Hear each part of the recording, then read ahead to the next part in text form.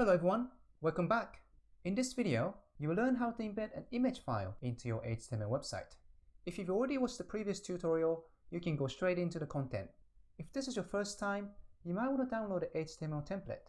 You'll see the link to the template in the description text below. Okay, let's get going.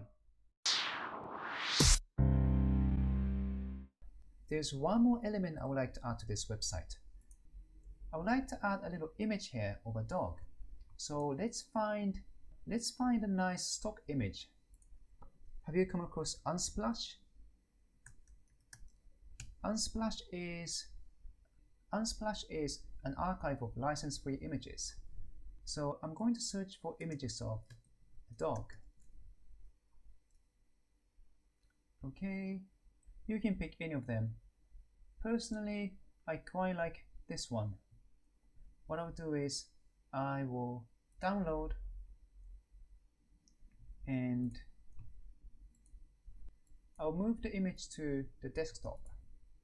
I need the image to be in the same folder as the HTML file. Just to make it easier for us, I'm going to change the file name. I'll just call it image.jpg. So we have this website and we need to insert an image. There is a tag for that. The tag is called image or img tag, and it's asking for the source, src. src is a shorthand for the source.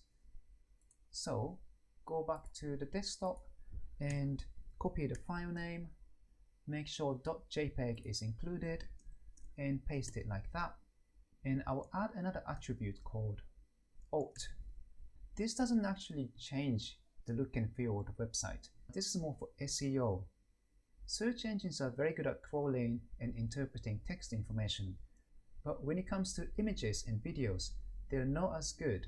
So we need to help them out and describe what's in the image. Okay, this should do the trick. Let's save the file and refresh. Okay, good news. We have the image file. Bad news. It's looking odd. I think the image file is really big. You see, it's only showing me the background. I can fix this quickly.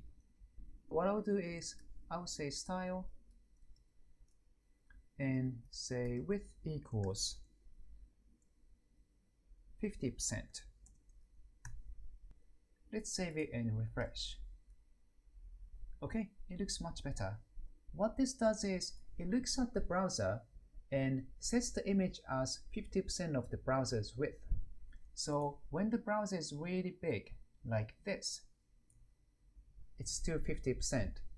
And when it's really small, like this, it's still 50% of the browser.